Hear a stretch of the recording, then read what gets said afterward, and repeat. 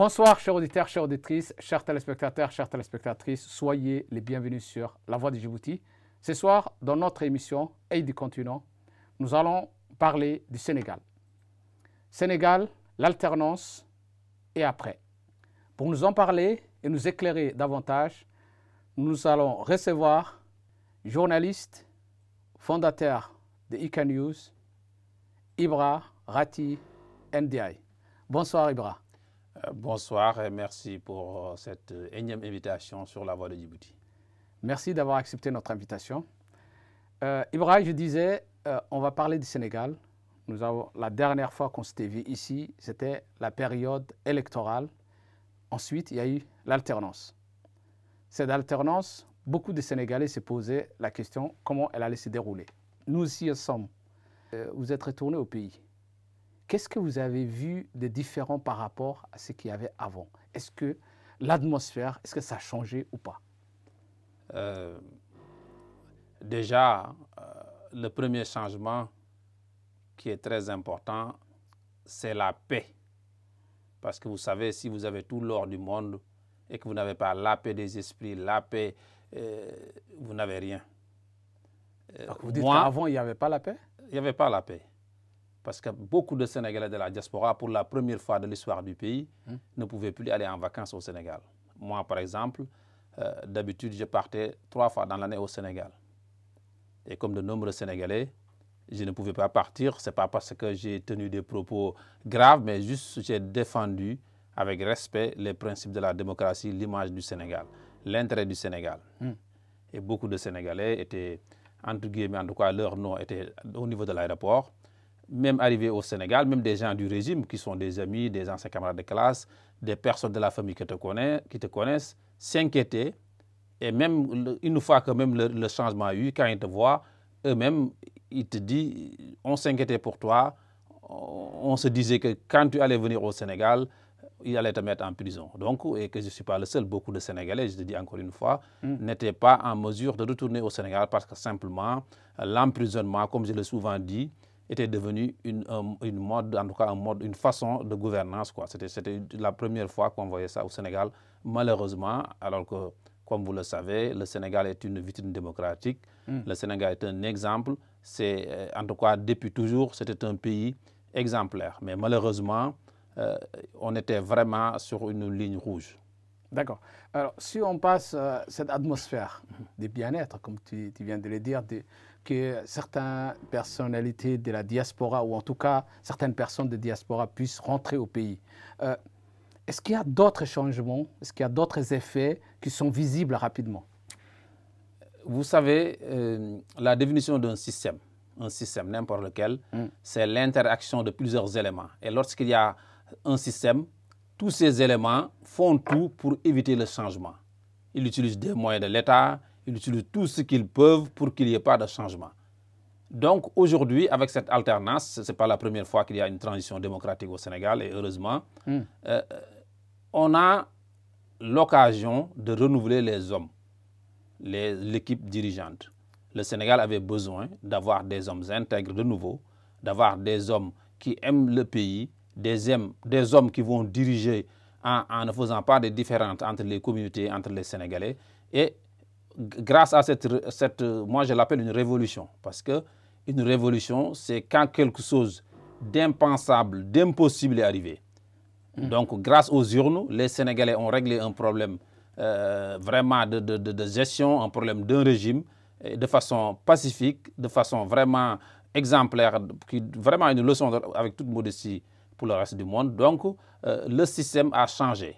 On voyait depuis l'indépendance des, entre guillemets, parasites, je pèse mes mots, qui étaient là, à chaque nouveau gouvernement, utilisaient les moyens de l'État, vivaient, en tout cas, au paradis, entre guillemets, avec tous les moyens qu'on peut, des belles voitures, ils profitaient du système depuis les indépendances. À chaque gouvernement, c'était la même chose. Et ce système est venu les balayer, tous les envoyer à la retraite. Donc, les Sénégalais, le peuple sénégalais en majorité, ceux qui se battaient pour l'intérêt d'une façon générale du peuple sénégalais, sont très heureux, encore une fois, de ce changement. Comme je disais tout à l'heure, vous êtes le fondateur, vous êtes aussi journaliste, entre autres, vous êtes un homme de médias. ces fonds de liberté qui soufflent au Sénégal, est-ce que la liberté de la presse, on a profité? Comment évoluent les médias au Sénégal? Bon, vous savez qu'il y avait des médias qui étaient avec le système. Normalement, un média, il est là pour dire la vérité, rien que la vérité, etc., etc. On avait vu des médias qui étaient avec le système parce que tu es proche du pouvoir, on te donne des enveloppes, on te donne des fonds. Maintenant, on voit tous ces médias qui étaient avec le système en train de crier au loup. Ils n'attendent que la moindre occasion pour tirer sur le nouveau régime. C'est pas le rôle aussi voilà, mais vu qu'ils voient que leurs intérêts n'est plus là, que ce régime est, en tout cas, jusqu'ici, le peuple sénégalais a beaucoup d'espoir, ces gens-là font tout pour parler. Alors que lorsque Macky Sall et certains de ses membres... Est-ce qu'il y a des médias qui sont fermés? Est-ce qu'il y a des médias, est-ce qu'il y a des journalistes qui sont arrêtés? Non, au contraire, les journalistes étaient arrêtés à l'époque. Vous voyez même des débats dans un plateau, un invité qui dit une vérité absolue, aucun problème, mais parce que le régime mettait en prison beaucoup de personnes, tu vas voir comme vous êtes animateur, vous allez essayer de reposer des questions pour, entre guillemets, ne pas se faire avoir ou qu'on ne te met pas en prison ou qu'on ne te convoque pas. Il y avait vraiment un danger. On vivait vraiment une époque très bizarre à l'époque. La paix au ventre. Voilà, mais aujourd'hui, bon, je pense que les Sénégalais s'expriment. Les Sénégalais se sont toujours exprimés. Les réseaux sociaux ont joué un rôle, encore une fois, extraordinaire. Moi, lorsqu'il y avait entre guillemets, les nervis, ce qui est très grave pour un pays comme le Sénégal, je faisais des posts sur Facebook et je disais que chaque Sénégalais est un média parce que chaque Sénégalais, son téléphone, peut montrer des choses très importantes. Et c'est ce qui s'est passé. On a vu des simples Sénégalais lambda filmer des gens, des policiers ou des nervis, ou en tout cas des choses hors la loi et le mettre sur la chaîne publique. Donc ça a aidé à la manifestation de la vérité. Vous avez soulevé tout à l'heure les questions de violence qui ont eu lieu avant l'alternance. Il y a eu des morts d'hommes. Est-ce qu'aujourd'hui, ces gens, les victimes, ont eu justice? Est-ce qu'il y a des procès sur ce qui s'est passé? Ou est-ce qu'aujourd'hui, on base cette affaire et on fait comme si rien n'était? Je pense que c'est le rêve ou le souhait de l'ancien régime. Mais les personnes qui ont perdu leurs enfants, les personnes qui ont eu des séquelles, les personnes qu'on a emprisonnées pour un oui, pour un non pendant 1 an, 2 ans, ne souhaitent pas cette façon-là. Parce que quand un pays est en danger, quand des gens ont mis en danger le vivre ensemble, je pense qu'il faut mettre la lumière pour situer les responsabilités de chacun. Parce que si on ne le fait pas, demain, une personne manipulateur, une personne dangereuse peut venir et refaire la même chose qui s'était passée. Donc là, on doit faire l'exemple. Et il y a quelque chose de très grave aussi qui s'est passé, c'est qu'à la veille de son départ, Macky Sall, avec son régime, sa majorité, entre guillemets, ça en est profité pour voter soi-disant une loi d'amnistie. C'est comme si moi, je viens dans votre studio ou je viens dans un magasin avec mes amis, on vous cambriole, on fait ce qu'on veut, et à 2 jours qu'on va m'attraper ou qu'on va me demander de rendre des justices, je vote moi-même une loi pour me protéger. C'est ridicule. Là, au Sénégal, pendant cette tragédie, il y avait, entre autres, 2 gendarmes qui sont disparus. Il y en a un, on a retrouvé son corps, l'autre personne ne sait où se trouve son corps. Et donc, il y a l'ancien ministre de la Justice, qui était un professeur de droit très respecté, Ismaël Madior Fall, qui a dit, il n'y a même pas 1 semaine, 2 semaines, que ces personnes, ou en tout cas une de ces personnes, rentrait dans la loi d'amnistie. Quand vous dites qu'une personne est disparue, naturellement, en mer ou je ne sais pas quoi, pourquoi vous allez dire que son cas n'est plus concerné parce que ça rentre dans la loi d'amnistie? Ça veut dire que vous avez une information, vous savez ce que le contraire de ce que vous vendez aux autres ou ce que vous voulez faire accepter au peuple. Donc, je pense que le nouveau régime a la responsabilité, en tout cas, de ne pas faire un deal, entre guillemets, ou de ne pas accepter cette situation. Macky Sall, on dit, tout à l'heure, je regardais le nouveau film de Spider-Man, c'est l'actualité est toujours liée. Et il dit dans ce film, un grand pouvoir implique de grandes responsabilités. Donc quand tu es président de la République, tu as un grand pouvoir, mais tu as de très grandes responsabilités. Tu ne peux pas diriger un pays, qu'il y a autant de morts, qu'il y a des choses impensables pour un pays comme le Sénégal. Tu gâches l'image du Sénégal. Et après, tu fais ta loi d'amnistie, tu prends ton avion, tu vas au Maroc, tu viens en France, soi-disant, pour représentant, soi-disant, Macron ou la France. C'est d'une gravité encore, c'est honteux pour le Sénégal. Donc, le peuple sénégalais, la majorité en tout cas, ceux qui sont pour l'intérêt du Sénégal, demandent aujourd'hui que la justice passe. C'est logique. Donc c'est logique, je pense. Lorsqu'on a parlé de l'alternance au Sénégal, il y a un nouveau gouvernement qui est en place. Par contre, ce gouvernement n'a pas de majorité législative. Nous avons entendu récemment que certains députés de l'ancien bloc au pouvoir veulent que le nouveau Premier ministre, Ousmane Sonko, présente son programme à l'Assemblée nationale. Qu'est-ce que pensent les Sénégalais? Quel est l'avis des Sénégalais sur ça? Vous savez, il y a un il y a un oui ou non, c'est-à-dire il y a un camp, le peuple, la majorité qui ont voté pour le PASTEF, et il y a toujours les anciens qui sont en train de rêver, qu'ils veulent toujours pour leurs intérêts, etc., etc. Donc je pense que ceux qui ont voté pour le nouveau régime veulent un changement total, c'est-à-dire l'Assemblée nationale qui ait un nouvel vote, qu'on ait de nouveaux députés et que là, le Premier ministre va venir présenter sa politique générale. Comment vous allez faire une politique générale à des gens que demain, il y aura une autre élection qui vont passer? Donc, tous ces gens-là qui, entre guillemets, aboient, qui nous fatiguent, moi, j'aimerais bien les entendre hier quand Macky Sall tuait certains Sénégalais, quand Macky Sall interdisait toutes les manifestations, quand la démocratie sénégalaise était en danger. Donc, aujourd'hui, c'est facile de sortir. Tu vois des gens, la moindre des choses, ils font des postes aujourd'hui.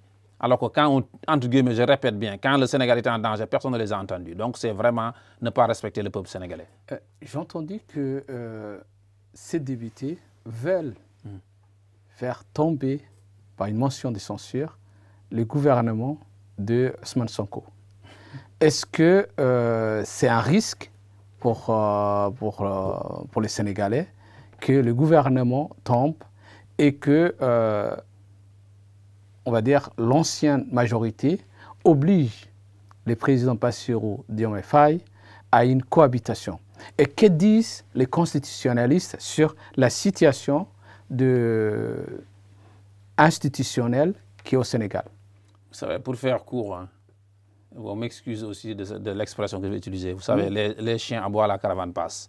Tous ces gens-là qui parlent, qui nous fatiguent là, encore une fois, c'est juste qu'ils étaient là, ils défendent leurs intérêts, ils sont là pour parler des intérêts. Mais le peuple sénégalais, qui a voté encore une fois pour ce nouveau régime, qui rêve d'un changement, des hommes intègres, entre guillemets, pour conduire le Sénégal vers l'avant, pour défendre les intérêts des Sénégalais sur les ressources naturelles, hein, pour faire du Sénégal, en tout cas, un pays réellement émergent, pas simplement une politique ou une communication. Ces gens-là, vraiment, n'écoutent même pas tous ces gens-là qui parlent sans rien dire.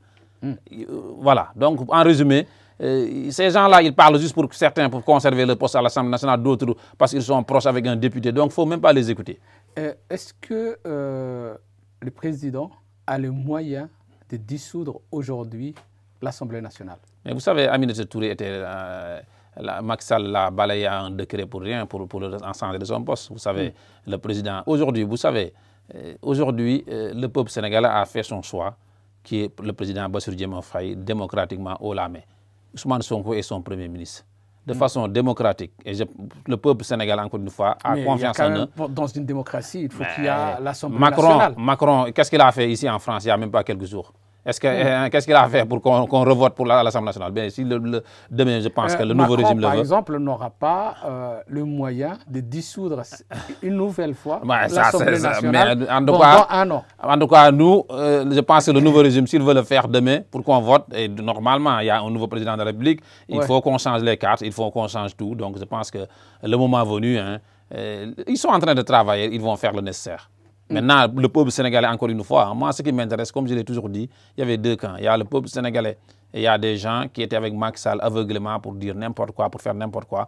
Quand je m'exprimais, que je faisais des éditos ou des chroniques, ces gens-là, je les comptais même pas parmi les Sénégalais. Parce que quand on tue tes proches, quand on met en prison tes proches arbitrairement et tu applaudis pour tes intérêts et que tu ne dis pas stop, ça, pour moi, c'est pire qu'un renégat. Donc, pour moi, ces gens-là... Pour vous, ils ont franchi la ligne rouge. Depuis longtemps. Depuis très, très longtemps. Parce que quand un pays a une image, vous savez, le Sénégal était... Mais c'est incroyable ce qui s'est passé. On ne va pas y revenir. Donc, si une seule personne, pour ses yeux, on le laisse salir des années de démocratie, c'est que c'est impensable, c'est incroyable. Maintenant, si on revient sur les chapitres économiques, le nouveau gouvernement, en tout cas le nouveau pouvoir, veut renégocier tout, remettre tout à plat. Vous avez dit tout à l'heure qu'il veut travailler dans la dignité pour le Sénégalais et dans la démocratie, mais est-ce qu'il n'y a pas un problème de avoir le moyen, le pouvoir de tout renégocier avec des partenaires qui ont pris l'habitude aussi voilà, de largesse de l'ancien pouvoir? Bon, vous savez, moi je le donne juste sur l'exemple, n'importe qui. Vous savez, la France a ses ressources naturelles. Je vous ai dit tout à l'heure par rapport à Bordeaux, chaque région a ses ressources naturelles. Imaginez juste que demain, je ne sais pas moi, sur le fromage français ou sur l'agriculture française ou sur le vin bordelais, qu'un pays comme la Tanzanie, je donne un exemple, vient et parce qu'on est amis avec Macron nous signe un contrat où toute la production de lait de la France, la Tanzanie par exemple va avoir 80% et les Français vont avoir 20%. Est-ce que vous imaginez comment c'est très grave, c'est criminel même. Donc toi, tes ressources naturelles sont à toi, ton pétrole, tu signes avec un pays, même si toi, tu n'as pas encore les ressources, mais va chercher des partenaires qui vont accepter de faire du 50%, du gagnant-gagnant. Mais comment toi, tu peux accepter de signer? Ici, la voie de Djibouti, imagine que je viens, moi, je dis les bénéfices, je ne sais pas quoi, je prends 80%, je donne 20%. Mais c'est une insulte à tout un pays. Et après, ta jeunesse est au chômage, les conséquences sont nombreuses. Ta jeunesse est au chômage, il y a des difficultés dans les hôpitaux, plein de problèmes parce que juste, tu ne signes pas des accords gagnant-gagnant. Donc c'est normal quand un nouveau régime vient, ils prennent un à un chaque contrat pour le renégocier dans l'intérêt de ses citoyens. Et puis, même les Français, le peuple français, il faut faire cette différence entre le peuple français et l'État français ou je ne sais pas, Macron. Même si Macron représente la France, vous savez que si un pays, il y a des pays aujourd'hui qui ont des difficultés économiques, que sa jeunesse parte pour venir en Europe, travailler, tout ça, l'immigration a des causes. Et parmi ces causes, c'est ces contrats bidons où un pays exploite l'autre. Donc, le Sénégal a largement le droit de renégocier. Il n'y a même pas, c'est même pas un débat pour moi. Voilà. Donc, quels sont, par exemple, les secteurs ou les projets qu'il faut renégocier pour les Sénégalais? Vous savez, le pétrole, il y a beaucoup de contrats vraiment qu'on découvre que on ne sait pas tout, mais on ne sait pas tout ce qui se passe, mais je pense que vraiment, là, le Sénégal vient d'exploiter son premier baril de pétrole, on a vraiment le gaz, tout ça, mais il faut tout revoir. De A à Z, il faut revoir les contrats. S'il y a des contrats qui sont bien pour l'intérêt du Sénégal, il faut refaire. Oui, mais surtout la pêche. Depuis toujours, il y a des contrats avec des bateaux étrangers. Et ces bateaux, quand ils viennent, ils ont des filets, du matériel qui vraiment détruisent la mer. Qui font que beaucoup de pêcheurs aujourd'hui ne vont plus à la pêche parce que la mer, il n'y a plus rien. Donc le nouveau gouvernement, les Sénégalais attendent de ce nouveau gouvernement qui revoit tous ces contrats, tous ces bateaux qui viennent avec du matériel qui tue même les bébés poissons, entre guillemets, qu'on a une nouvelle politique. Et ça permet en tout cas de donner espoir à tous ces artisanats qui vont à la pêche pour vivre. Donc c'est même dans l'intérêt, encore une fois, des pays européens. Tu ne peux pas aller appauvrir un autre pays et toi s'enrichir tout le temps. Donc il ne faut pas s'étonner quand tous ces jeunes quittent leur pays pour aller chercher, pour rêver d'une vie meilleure. On a entendu aussi d'autres critiques sur les littoraux, les gens qui construisent au port des plages. Il y a certains aujourd'hui qui disent au Sénégal, ils n'ont pas droit de tout détruire. Que disent les Sénégalais? Non, bon, vous savez, un régime, de toute façon, il faut être droit et juste. C'est ça qui est important. Parce que quand on est ministre ou quand on a des privilèges et on utilise ces privilèges pour aller construire pied dans l'eau, alors que ce littoral appartient à tout le peuple sénégalais, demain, si un régime objectif vient pour dire basta, il ne faut pas pleurer. Parce que tu avais tes relations, tu achètes des terres à des prix graves, l'ancien aéroport Léopold Sédar Senghor, maintenant c'est transféré à un autre aéroport. Donc tous ces hectares, certains se sont partagés de la surface, ont vendu, se sont enrichis, mais c'est normal quand un régime qui représente le peuple vient, ben, mettre de la lumière sur tous ces cas-là. Et je pense que le régime est en train de faire son travail, le nouveau régime, le nouveau gouvernement. Et le peuple, le plus important, c'est le peuple sénégalais qui a voté pour eux. Donc le peuple sénégalais leur donne carte blanche pour qu'il travaille objectivement. Moi, quand je dis travailler objectivement, ce n'est pas être rancunier, mais il faut faire les choses correctement. Quand un ministre avait fauté, avait détourné, quand un ministre s'est enrichi illicitement, quand un ministre a signé des contrats graves, etc. Tout ça, même pareil sur les violences. Il faut aujourd'hui qu'il y ait une commission, moi j'aurais dit une commission, une justice, un tribunal pour faire la lumière sur tout ça, toutes ces réalités, et encore une fois, de façon objective. Mais il faut la justice. Pardon. Si on vient sur la politique extérieure ou la politique africaine du Sénégal, certains disent aujourd'hui, certains panafricanistes disent Sonko, Bassirou Diomaye Faye, panafricanistes, c'est pas vraiment sûr du moment qu'ils sont encore dans les CEDEAO, pilotés de l'extérieur. Est-ce qu'aujourd'hui, le Sénégal doit sortir du CEDEAO? Il faut aussi... faut pas... Dans chaque pays a ses réalités, son contexte. Les réalités du Burkina, du Mali sont différentes du Sénégal. Le Mali et le Burkina sont confrontés, en tout cas, au terrorisme. Aujourd'hui... Il vient de créer une confédération. Moi, je l'ai dit chapeau sur certaines choses. Parce qu'on ne peut pas avoir ses propres enfants, des millions de populations, et attendre que la France... les soldats français ou d'autres viennent te régler des problèmes. Tu as tes enfants, forme-les, achète du matériel pour toi-même se défendre. Tu n'as pas besoin de prendre d'autres pour te régler tes problèmes. Ça, c'est un. Mais maintenant, on n'a pas les mêmes réalités. Il ne faut pas venir imposer le Sénégal ou dire que le Sénégal doit se faire comporter comme ci ou comme cela. Maintenant, une chose est sûre, la CEDEAO est une institution. Comme l'ONU, ce n'est pas parfait. Maintenant, il faut s'asseoir autour d'une table pour résoudre les problèmes de la CEDEAO, pour permettre à la CEDEAO de jouer amplement son rôle, ou en tout cas ses rôles, dans une Afrique et dans un monde où on a besoin, en tout cas, encore une fois, de ces grandes institutions. Seulement, il faut passer au peigne fin ces institutions et voir les aspects positifs et les aspects négatifs et en faire des conclusions. Mais on ne peut pas dissoudre la CEDEAO, on n'a qu'à régler les problèmes qu'il y a au niveau de la CEDEAO, c'est-à-dire quand la CEDEAO ne doit pas être les marionnettes ou la marionnette d'aucun État étranger. Donc c'est maintenant à Bassirou Diomaye Faye, au chef d'État africain, de défendre les intérêts des Africains. On a entendu un discours de Ousmane Sonko qui parlait de dire si on veut devenir un pays qui est stable économiquement, développé économiquement, on peut s'en sortir en étant simplement sénégalais, à la frontière sénégalaise. Mais si on veut devenir une puissance africaine, et il avait dit ce qu'il faut qu'il y ait d'autres pays, qu'il faut qu'il y ait, on va dire, un plus grand pays que le Sénégal. Est-ce que ce sera le CEDEAO ou est-ce qu'il faut que le Sénégal intègre aussi la confédération AES pour constituer cette force? Qu'est-ce que veulent les Sénégalais? Est-ce que les Sénégalais veulent? Il avait dit des pays comme, par exemple, Norvège, Suède, c'est des pays développés, mais ce n'est pas des grandes puissances.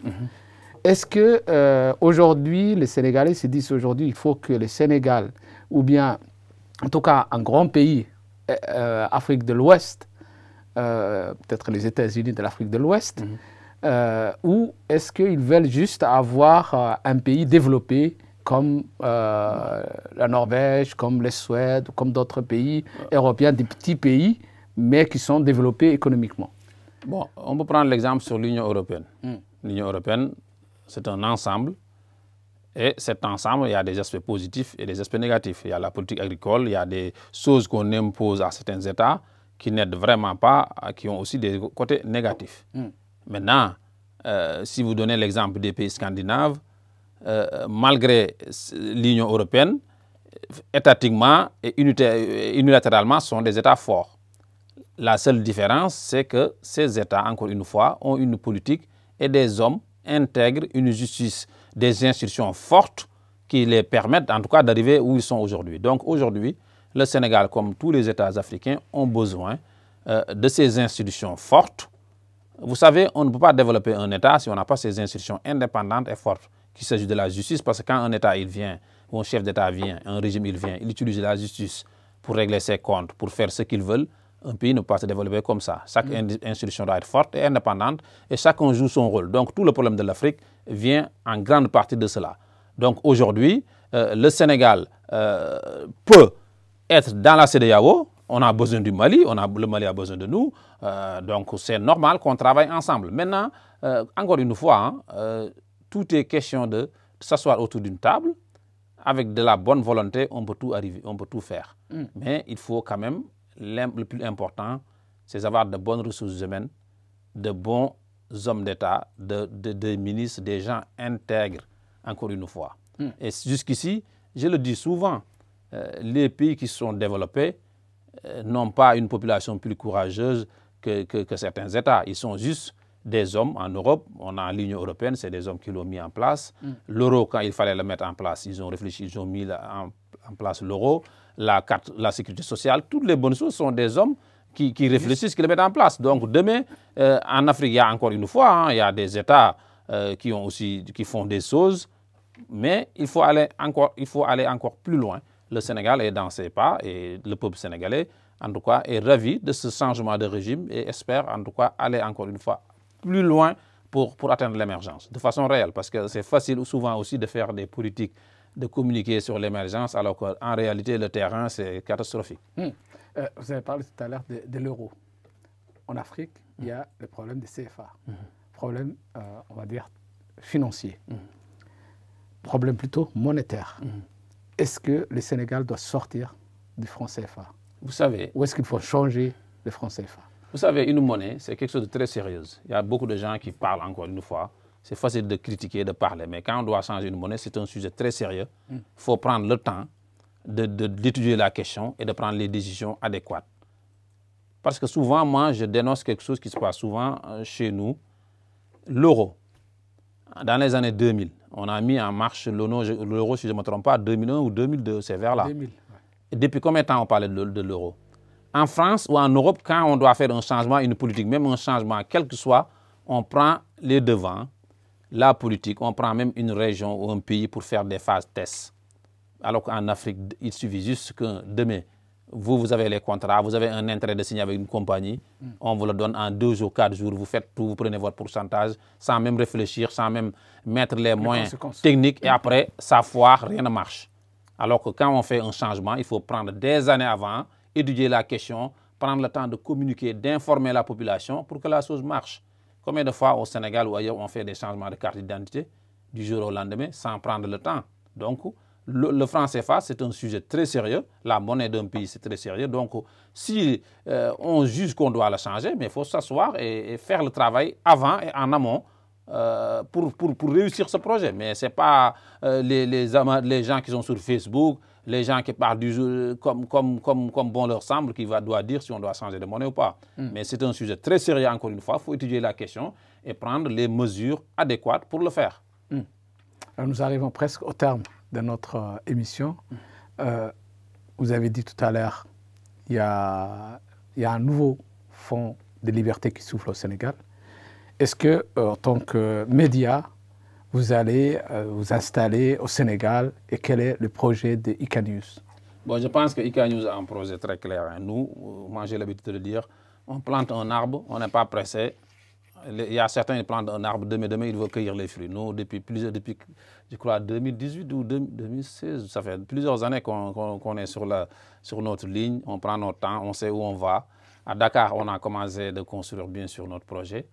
Et on est dans les bonnes voies, encore une fois. Donc, chaque chose a son temps, on n'est pas pressé. On construit petit à petit. Vous savez, on dit souvent, Paris ne s'est pas construit en une journée. Petit à petit, l'oiseau fait son nid. Donc, quand vous savez où vous allez, vous n'êtes pas inquiet, vous faites les choses, vous savez ce que vous voulez. Merci, Ibra.